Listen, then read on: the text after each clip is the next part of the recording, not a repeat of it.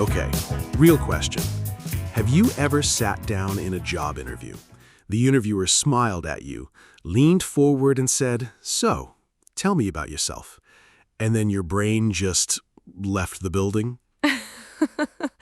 Left the building, left the city, left the country. Like your brain packed a small bag and said, "Good luck, I'm going on vacation."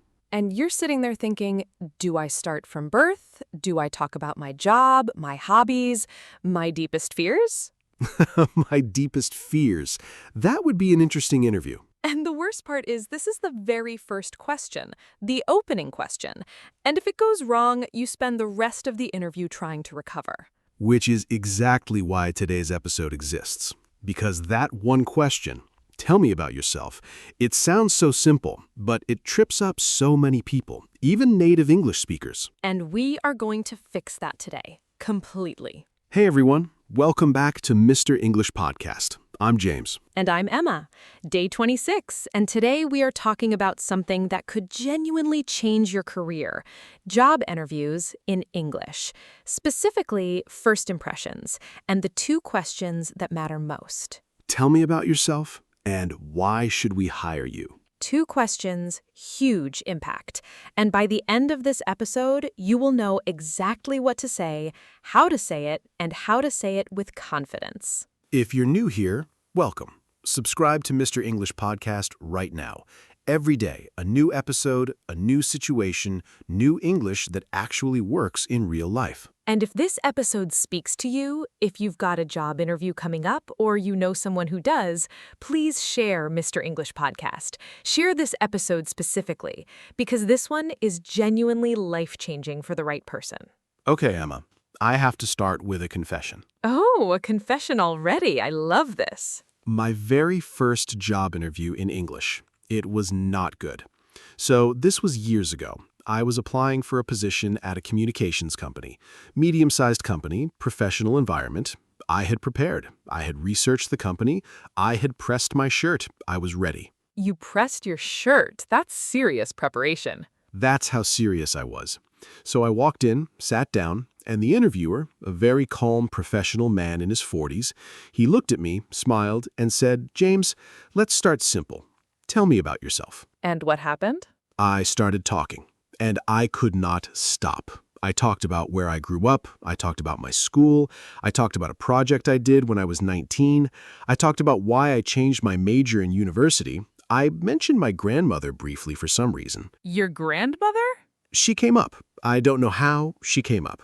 And by the time I finally stopped talking, I looked at the interviewer, and he was just sitting there, very still, with this expression that was trying very hard to remain professional. How long did you talk for?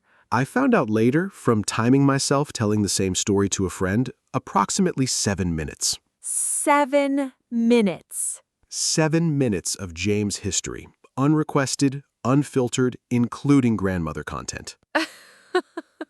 I'm sorry. I'm really sorry. But also, this is so relatable. So many people do this. And that's the thing. I'm telling this story not because it's funny, although it is a little funny now, but because this is exactly what happens when you don't have a structure, when you don't know what the question is really asking. So what is the question really asking? That's what we're going to get into right now.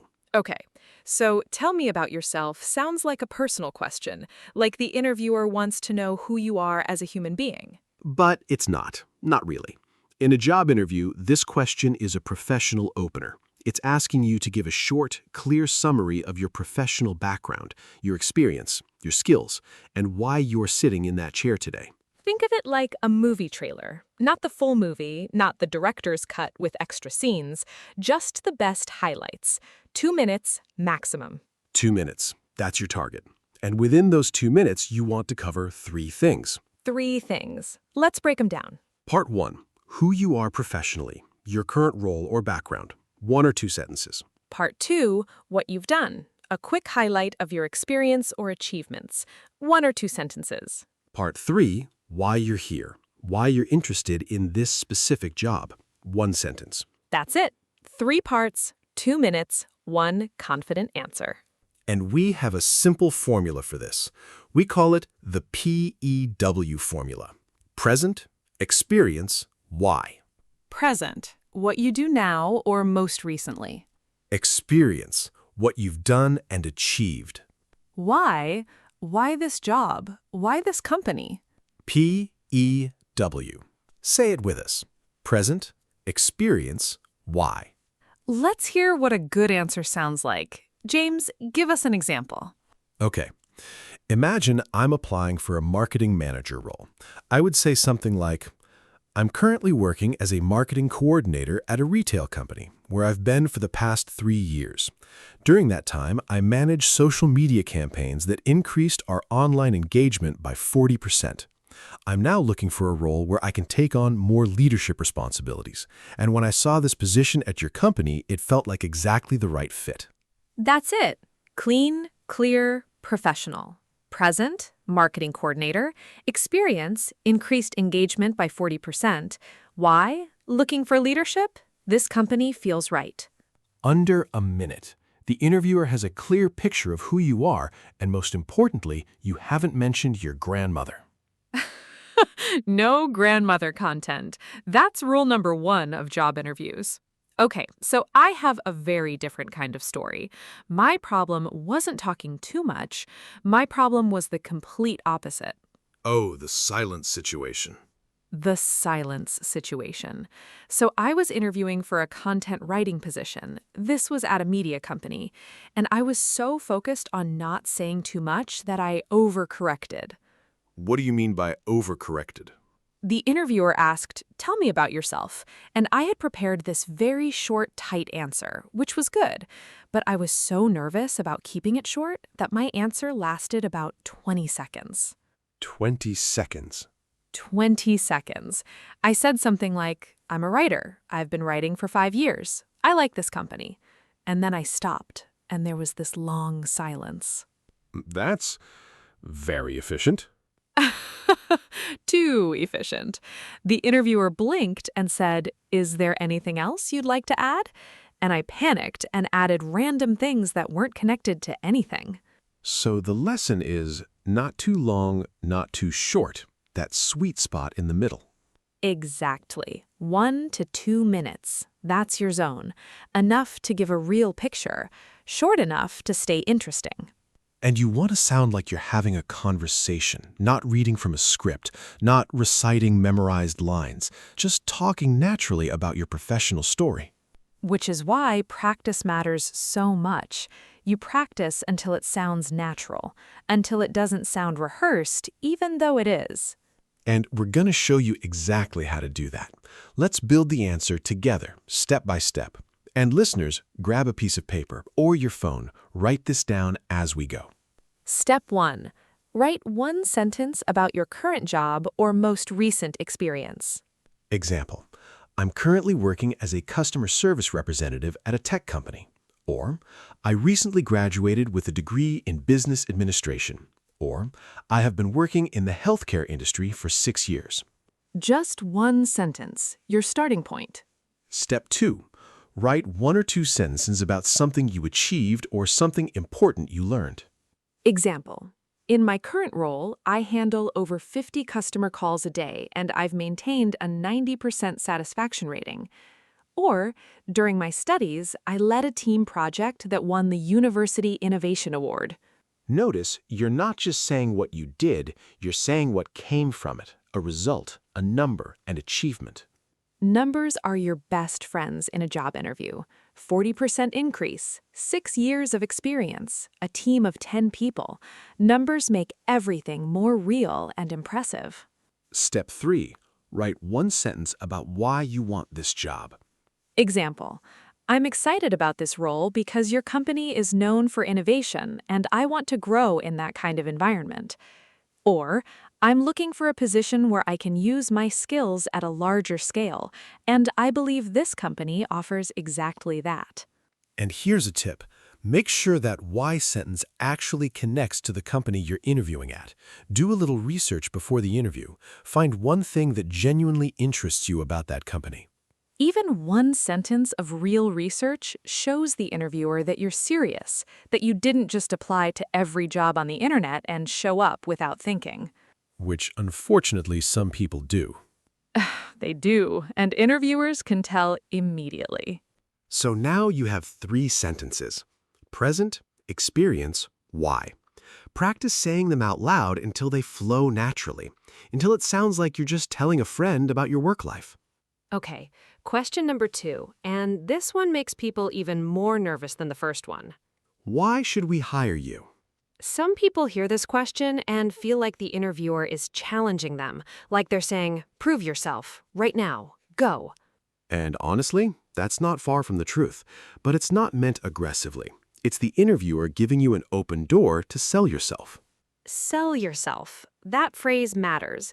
In English, in professional settings, selling yourself means presenting your strengths clearly and confidently. It's not bragging, it's being clear about your value. And if you don't do it, nobody will do it for you. So, what does a good answer to why should we hire you look like? It has 3 ingredients: skills, proof, and fit. Skills, what specific ability do you bring? Proof, when have you used that skill successfully? Fit, how does that skill help this company specifically? Skills, proof, fit. Let's hear an example.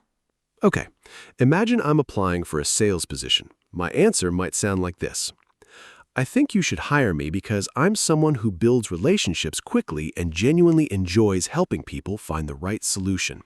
In my last role, I consistently hit my monthly sales targets, and I was recognized as the top seller in my team for 2 consecutive quarters. I believe those skills in relationship building and results-driven thinking are exactly what your sales team is looking for right now. Skills, builds relationships, results driven. Proof, top seller, 2 quarters. Fit, what the sales team needs. And notice the tone. It's confident but not arrogant. It's direct but not aggressive. That balance is important. In English, there's a difference between confident and arrogant. Confident means, I know my value and I'm telling you clearly. Arrogant means, I'm the best and everyone else is worse. Interviewers love confident. They are not fans of arrogant. So, how do you stay on the confident side? Use phrases like, I believe I can. I'm confident that, based on my experience, I think what I bring is. These phrases show self-assurance without sounding like you're claiming to be perfect. Nobody is perfect, and interviewers know that. They're not looking for perfect. They're looking for self-aware, capable, and genuine. Role play time. This is where we make it feel real. Emma and I are going to act out a real interview opening, and then we're going to look at what worked and what could be better. First, a version that needs improvement, so you can see what not to do. Then, the strong version. I'll be the interviewer. Emma, you're the candidate. Good morning. Thanks for coming in today. Let's start with something simple. Tell me about yourself. Okay, so I'm Emma. I grew up in a small town, but then I moved. I studied communications, but I also took some business classes. I've had a few different jobs. I worked in a cafe first, which was hard, but I learned a lot about people. And then I did some freelance writing, and I also helped my cousin with her social media once, which was interesting. I really like learning new things, and I'm a very hard worker. And I think I would be really good at this job because I'm very motivated. And also, I like your company's website. It's very nice. Okay, so let's look at that. What went wrong there? No structure, jumping between unrelated things. The cafe, the cousin, the website compliment, no clear point. The interviewer heard a lot of words but learned very little useful information. And that's the danger of no preparation. You fill the silence with everything and nothing at the same time. Now let's try the same scenario, strong version. Good morning. Thanks for coming in. Let's start with tell me about yourself. Of course. I have a background in communications, and for the past 2 years, I've been working as a content creator for a digital marketing agency. In that role, I managed content for 3 client accounts and helped grow their social media following by an average of 35% over 12 months. I'm now looking for a position where I can take on more creative strategy responsibility. And when I researched your company, I was really impressed by your approach to storytelling and marketing. That's exactly the direction I want to grow in. That's great. So why should we hire you? I think what I bring is a combination of creativity and data awareness. I don't just create content because it looks good. I track results and adjust based on what works. In my last role, one campaign I designed brought in the highest engagement the agency had seen in 2 years. I believe that kind of results-focused creativity is something that would add real value to your team. And scene. That's it. That's the version. Same person, very different presentation. Prepared, structured, confident. And the key difference wasn't ability. It was preparation and structure. Structure saves you. Every single time. Let's talk language, because in a job interview, the words you choose matter a lot. Certain phrases make you sound professional and confident. Others make you sound unsure. Let's start with strong opening phrases for "tell me about yourself." I have a background in. This sounds professional and confident. I've been working in for years. Clear, factual, strong. My experience is mainly in, focused, and specific. Most recently, This keeps attention on your recent and most relevant work. I specialize in shows you have a clear area of expertise. Now, strong phrases for talking about achievements. I successfully. The word successfully adds confidence to any achievement. I was responsible for shows ownership and accountability. I led a team of. Leadership language, very powerful. I increased, improved, reduced. Action words with results. I was recognized for. Shows that other people noticed your work too. One of my proudest achievements was personal, warm, genuine. Now, phrases to use when answering why should we hire you? I believe I can bring, What sets me apart is. based on my experience in, I'm confident that. I think the combination of blank and blank makes me a strong fit. I'm particularly excited about this role because. My track record shows. And now, words to avoid, or at least words to be careful with. I'm a hard worker. Every single candidate says this. It means nothing without proof. Instead, show it. In my last role, I regularly took on extra projects and delivered them on time. I'm a people person. Again, very common and vague. Instead, I enjoy building relationships with clients, and I've maintained long-term partnerships in my previous roles. I'm a perfectionist. People think this sounds good. Interviewers have heard it 10,000 times. It often comes across as either not genuine or as a problem in fast-paced environments. I'll do anything. This sounds desperate rather than flexible. Instead, I'm adaptable and happy to take on different kinds of challenges. The pattern is, don't just say the quality, show the quality through a real example. Tell, don't just claim.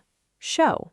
Okay, let's talk about something that doesn't involve words at all, because the title of today's episode is First Impressions, and first impressions start before you open your mouth. Research actually shows that interviewers form a first impression within the first 30 seconds of meeting you. 30 seconds before you've answered a single question. So what creates that impression? How you walk in, how you greet them, your handshake or greeting gesture, your posture, your eye contact, your expression. Let's talk through each one quickly. Walking in. Walk with purpose, not rushed, not slow and uncertain, steady and calm, like you belong there. Greeting. In English-speaking professional settings, a firm handshake is traditional. But today, some companies prefer a simple smile and verbal greeting. When in doubt, follow the interviewer's lead. What to say when you first meet. Good morning, thank you so much for having me. Or, hello, it's great to meet you. I'm really looking forward to this conversation. That last one is good. I'm really looking forward to this conversation. It signals enthusiasm without being over the top. Posture. Sit up straight but not rigid. Lean forward slightly. This shows engagement and interest. Eye contact. Make it, but don't stare. A natural rhythm of eye contact shows confidence. Looking down constantly suggests nervousness or lack of confidence. Expression. Smile naturally. You don't have to grin the entire interview, but a relaxed, warm expression makes you much more approachable. And one more thing. Silence before answering. If you need a moment to think, take it. A 2-second pause before answering is professional. It shows you're thoughtful. It does not show weakness. You can even say, "That's a great question. Let me think for just a moment," and take 2 seconds. Interviewers respect that.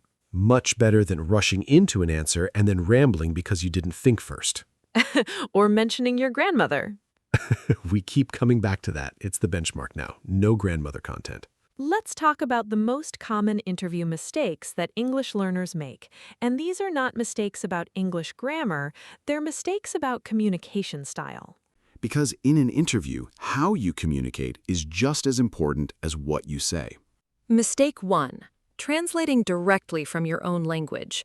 Every language has a different style of talking about yourself. In some cultures, it's considered humble to minimize your achievements. "Oh, it was nothing. My team did all the work." And in English-speaking professional culture, especially in the UK, US, Canada, Australia, that kind of response in a job interview works against you. You need to own your achievements. You can still be grateful to your team, but you say, "I led this project, and I'm really proud of what our team achieved together." You're in there. You're visible while still being a team player. Mistake 2. Using filler words too much.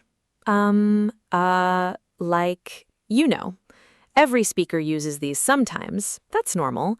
But if every sentence starts with and ends with you know, it affects how professional you sound. The fix? Practice. The more you rehearse your answers, the fewer filler words you'll use because you'll feel more comfortable with the content. Mistake 3. Answering too generally. "I'm good at communication." That tells the interviewer almost nothing. Be specific. "I'm good at written communication. In my last role, I wrote all the client reports and received consistent positive feedback." General claims with no evidence are easy to ignore. Specific examples with real details are memorable. Mistake 4. Forgetting to research the company. If an interviewer asks, "Why do you want to work here?" and you say, "I just need a job," or even an indirect version of that, it's over. Do 30 minutes of research. Look at their website. Read their About page. Find one thing that genuinely interests you. One thing is enough. Mistake 5. Not preparing questions to ask. At the end of almost every interview, the interviewer says, "Do you have any questions for us?" And the wrong answer is, "No, I think I'm good." Always have 2 or 3 questions ready. Good ones. What does success look like in this role in the first 6 months? Or how would you describe the team culture? Or what are the biggest challenges the team is currently facing? Those questions show you're thinking ahead. You're already imagining yourself in the role. That's exactly the impression you want to leave. Okay, we've talked a lot about what to say. Now let's talk about how to actually prepare, because knowing the right answer and being able to say it in an interview are two completely different things. This is something I wish someone had told me before my 7-minute grandmother interview. The grandmother interview. It needs a name. We'll call it the grandmother interview. The grandmother interview. My professional low point and high comedy. So, tip 1. Say your answer out loud. Not in your head, out loud. Because your mouth needs practice, not just your brain. There's a huge difference between thinking an answer and saying it. When you say it out loud, you hear the parts that sound awkward. You feel where you slow down. You notice where you lose confidence. Tip 2. Time yourself. Set a timer for 2 minutes. Give your "tell me about yourself" answer and see if you finish before the timer. If you go over, cut something. If you finish way too early, add a specific example. 2 minutes is your sweet spot. Practice until 2 minutes feels natural. Tip 3. Record yourself. This is uncomfortable for many people, but listening back is incredibly useful. You'll notice things you never noticed before. A tendency to say, a lot. A sentence that sounds confusing. A part where your voice goes very quiet. And you fix those things before the real interview, not during. Tip 4. Practice with someone. A friend, a family member, anyone. Ask them to be the interviewer. Ask them to ask you the questions seriously, and practice your answers as if it's real. Tell them to time you. Tell them to give you honest feedback. Was it too long? Was it unclear? Did you sound confident? Feedback from a real person is worth 10 hours of practicing alone in your room. Although, practicing in your room is also good. Start there, then bring in a human. Yes, start with your room, graduate to a human. Let's do a quick vocabulary run. Words and phrases that make you sound more professional in an interview setting. Collaborate. Work together with others. I collaborated closely with the design team. Implement. Put something into action. I implemented a new system that saved the team 2 hours a week. Manage. Be responsible for. I managed a team of 8 people. Deliver. Complete successfully. I delivered the project 2 weeks ahead of schedule. Initiative. Doing something without being asked. Taking action proactively. I took the initiative to create a new reporting system. Exceed. Go beyond. Do better than expected. I consistently exceeded my monthly targets. Adapt. Adjust to new situations. I quickly adapted when the company changed its strategy. Contribute. Add value to a team or project. I contributed to the growth of our client base. Prioritize. Decide what's most important and focus on that. I prioritize effectively even when I have multiple deadlines. Results-driven. Focused on achieving real outcomes. I'm a results-driven professional. These words feel more professional than everyday words. Instead of I did, I delivered. Instead of I helped, I contributed. Instead of I worked on, I managed. Small word swaps, big difference in how you come across. Okay, let's bring this all home. Today, on day 26 of Mr. English Podcast, we talked about job interview first impressions. And specifically, the 2 most important questions. Tell me about yourself. Use the PEW formula. Present, experience, why. 1 to 2 minutes. Clear, confident, structured. Why should we hire you? Use skills, proof, fit. Show your value with real examples. Own your achievements. First impressions before you speak. Posture, eye contact, how you walk in, how you greet. It all matters. Common mistakes. Don't be too general. Don't forget to research. Don't skip the closing questions. Language tools. Use strong professional phrases. I led. I delivered. I exceeded.